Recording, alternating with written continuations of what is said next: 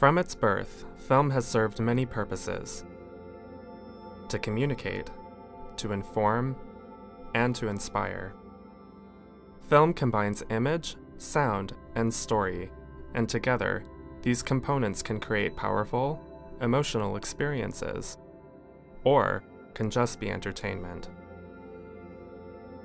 Even the most straightforward films are often more than they seem. They communicate ideas about culture, gender, race, and so much more. Films help us to share ideas and stories with the world. Canada is multicultural and diverse, and Canadians live varied lives with fundamentally unique perspectives. This diversity enriches our national and regional identities and offers us a limitless supply of stories to tell. From the dawn of human culture, storytelling has been essential in our lives. Today, the stories we share in our media not only express our culture, but also serve to shape it.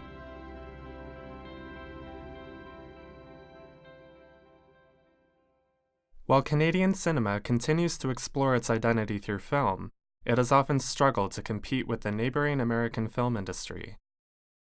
Hollywood's entertainment monopoly continues to define itself by its cult-like celebrity culture and mainstream multi-million-dollar blockbuster films that draw large audiences, quite unlike Canadian cinema. Canadian films are much smaller in scale. As you can imagine, this makes it challenging for Canadian cinema to find an international audience when its very existence is overshadowed by its close neighbor Hollywood. Fortunately, over the last few decades, our cultural distinctions have continued to enrich Canadian cinema, giving it the exposure it deserves. Unique languages, cultures, and attitudes about lived experiences are expressed through English language, Quebecois, and Northern Inuit cinemas. The Canadian experience is varied and complex. As every Canadian knows, we are not simply the clichés that we often see on screen. In this guide, we will begin to deconstruct how Canada's identity has been represented in our media. How did we get here? And where could we be going? Early Canadian cinema offered an initially promising stream of feature film work.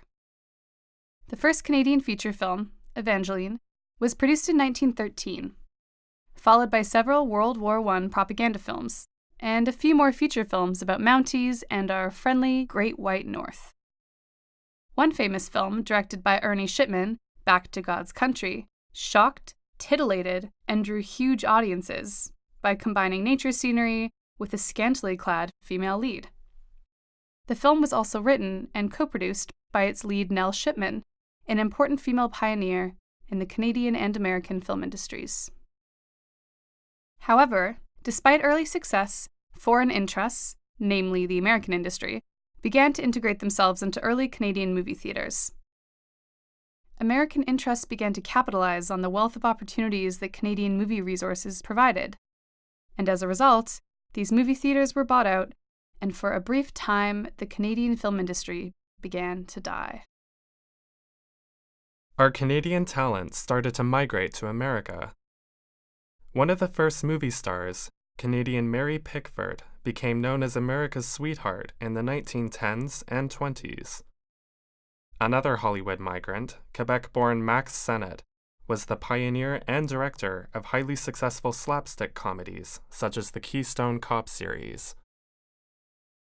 Things began to change around World War II as Canadians pushed for Canadian films to be produced. With the 1939 Act of Parliament, the National Film Board of Canada was formed, headed by the Scottish documentarian John Grierson. This was one of the most significant events in what was at the time Canada's nearly non-existent film industry. The NFB produced various works of wartime propaganda, intended to stir up patriotism about Canada and support for our war effort.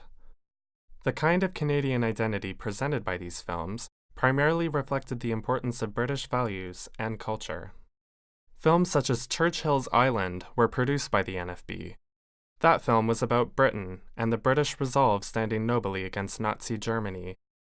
That film also won Canada's first Oscar for Best Documentary in 1942, the very first Oscar for Best Documentary ever awarded. Gradually, the British model originally created by the NFB adapted into a Canadian system, as Canadians wanted their film industry to reflect their own lives and culture. Later on, much of the media produced by the NFB was almost ethnographic, unscripted films that depicted the rituals of Canadian values and experiences.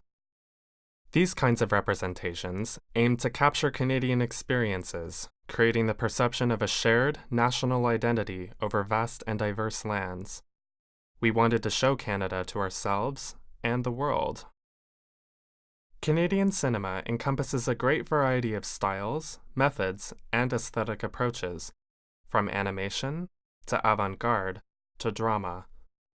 From the beginning, documentary was the key that unlocked opportunities and gave us exposure to the rest of the world. When the NFB was commissioned, American films stuck to entertainment-driven narratives, while Canada embraced the documentary model. As founding NFB Commissioner John Grierson argued, documentary should act as a hammer to shape society. And so it did for Canadians, by necessity, to differentiate our films enough from Hollywood to stay relevant. Over the next several years, the NFB produced some of Canada's most influential documentaries. Ultimately, John Grierson's mandate to show Canada to Canadians transitioned to lots of different types of feature filmmaking.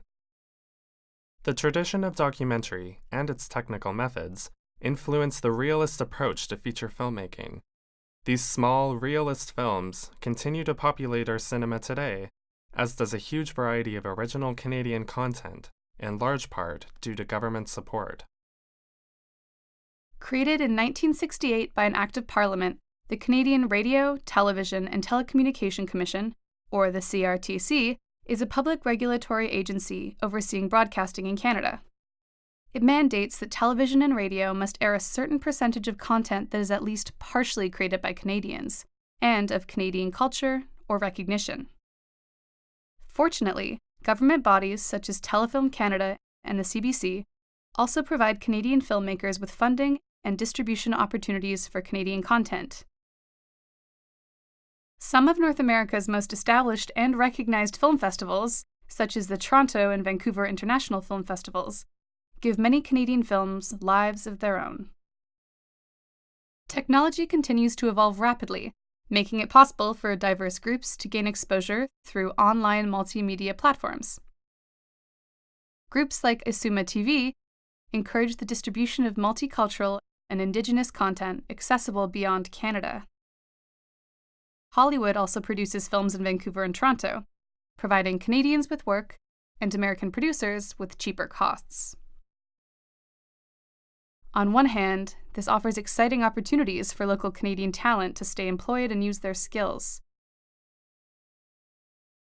On the other hand, this model made Canadian film completely obsolete in the 1920s and 1930s, and could do so again. It's a complicated question to consider. Does the sharing of industry resources weaken us or strengthen us? Should we focus on being a resource for Americans, or use our talents and funds to support an independent and distinguished Canadian film industry? One thing is for sure. Now that Canadian culture continues to gain more exposure in our local film and media, it is our responsibility as Canadians to represent an authentic nature of our identity, one that is not reduced to simple stereotypes. Images are powerful, and their power is no more clear than in our mass media, which shapes how we view ourselves and the world around us. Much of the media we watch relies on stereotypes to tell stories. Stereotypes are fixed beliefs or ideas that we associate with a particular person, group, or culture. They can also create oversimplified misconceptions about what that culture represents by assigning a single trait behavior to a whole group. Here in Canada, early examples of Canadian advertising depicted Canada as a romanticized land rooted in nostalgia, creating one of our most enduring stereotypes. However, sometimes the heart-tugging nostalgia we recognize is shaped by stereotypes of our culture. You are probably already familiar with notable Canadian stereotypes. It is not always winter in Canada, we do not all live in igloos, and we most certainly do not ride polar bears to school. There are certain attitudes attributed to the typical Canadian, such as niceness and caution, as well as easily recognizable tokens, such as maple syrup, toques, and hockey sticks. Often, these stereotypes are exaggerated and then commodified, sold back to us as nostalgia. For example, buying a double-double from Tim Hortons. Sometimes, the commercials we see use common Canadian stereotypes to appeal to our hearts and to get us laughing. However, there is also a trend in commercials to embrace these stereotypes as essential to the Canadian experience. This reinforces ideas about our Canadian identity, both to ourselves and the rest of the world. Certain examples in Canadian cinema, particularly comedy, greatly exaggerate common Canadian stereotypes.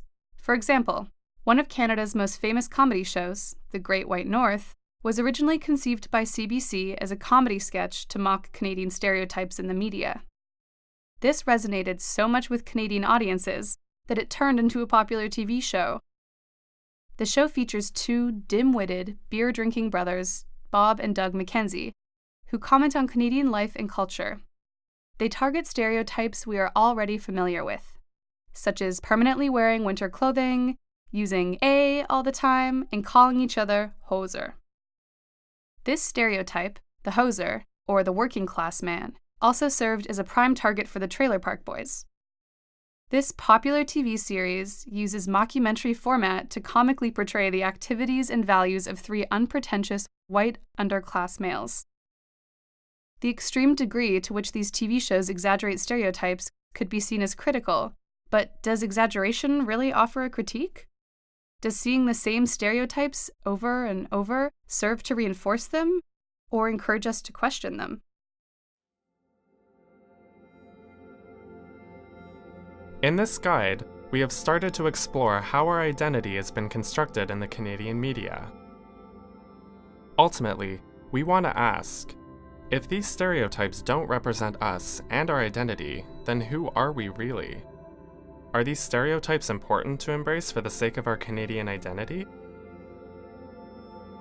Certainly there is room for discussion.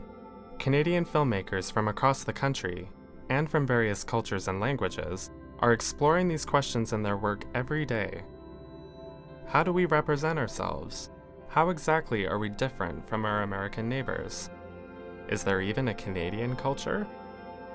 In the second video in this series, we will explore how Canada's most distinctive filmmakers answer these questions, and how they've aimed to represent us to ourselves.